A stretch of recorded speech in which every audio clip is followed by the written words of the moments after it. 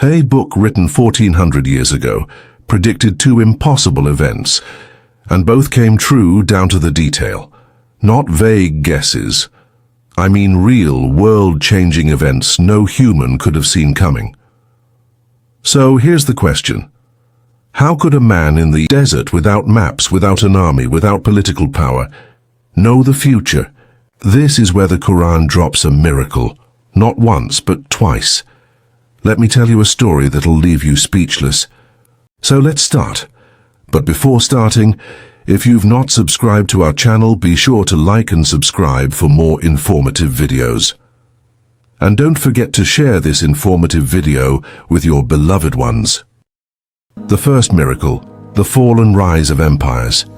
The year is 603 CE. Prophet Muhammad, peace be upon him, is 32, not yet a prophet. Two massive superpowers are at war, the Byzantines and the Sassanids. Think of it like the US and Russia in a head-to-head ancient-style showdown. And guess what? The Byzantines are getting crushed. The Sassanids storm through lands like Armenia, Syria, Egypt, even Anatolia, almost all the way to what is today Istanbul.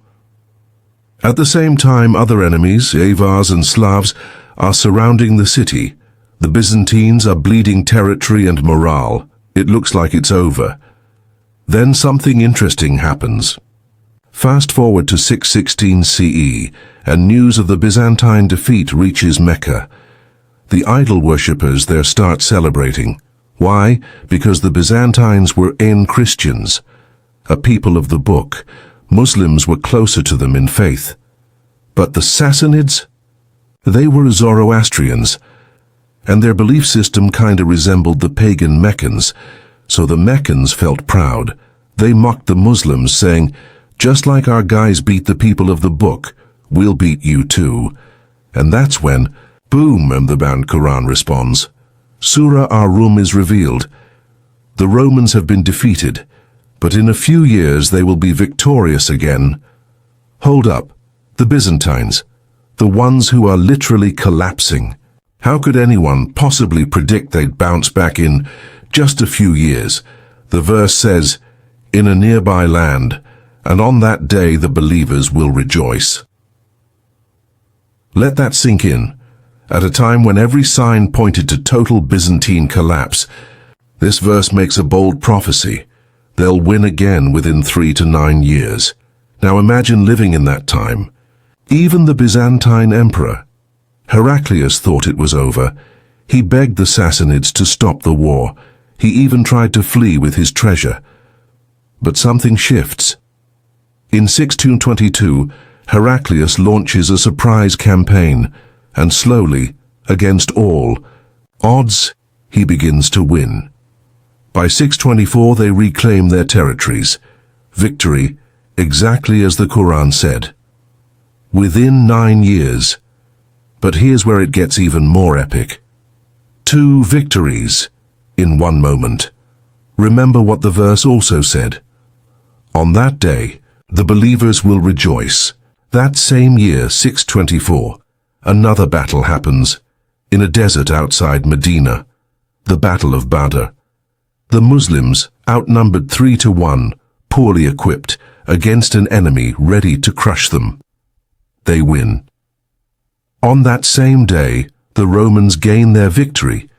The Muslims celebrate their own, 2 completely different battles, 2 very different places. One prophecy. Fulfilled. Down to the year. Historians even note how the Byzantine army that won wasn't even elite. No training, no discipline, but they won. Why? He gives victory to whom he wills. Second miracle, the treaty that broke hearts and won souls. Now fast forward again. We're in Medina, 6 years after the Prophet's migration. The Muslims had faced 3 major battles already. Badr, Uhud and Azab. Tensions are high. One night the Prophet sees a dream. He's entering the Kaaba with his companions peacefully. In Islam, a prophet's dream. Revelation. So this dream must come true. They prepare for Umrah but take no weapons and only knives for sacrifice to show they come in peace.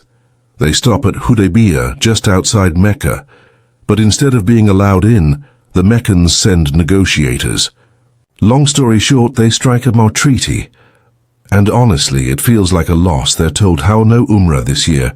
Come back next year. Stay only 3 days when you return. If someone from Mecca accepts Islam and runs to Medina, send them back. But if someone leaves Islam and flees to Mecca, they stay. Unfair. Totally. The companions are heartbroken, confused. Didn't the Prophet see the Kaaba in his dream? But then another revelation comes.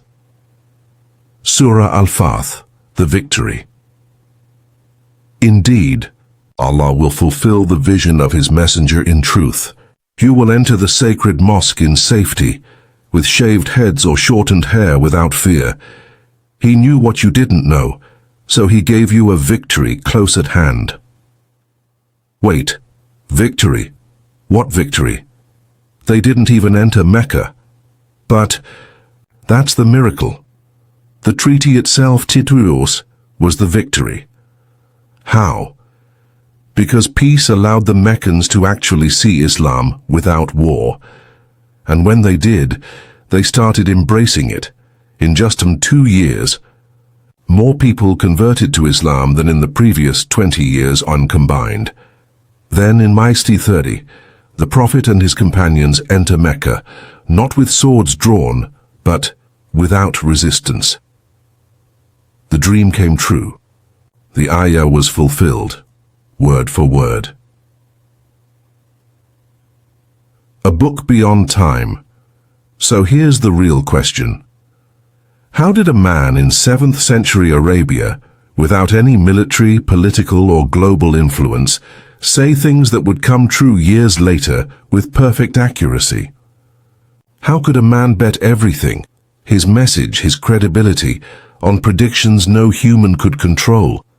Because he wasn't guessing, because the source of that message wasn't human. The Quran didn't come from history, it wrote history. Book that still shakes hearts, flips narratives, and proves again and again, it's not just a book of the past, it's a message from beyond time.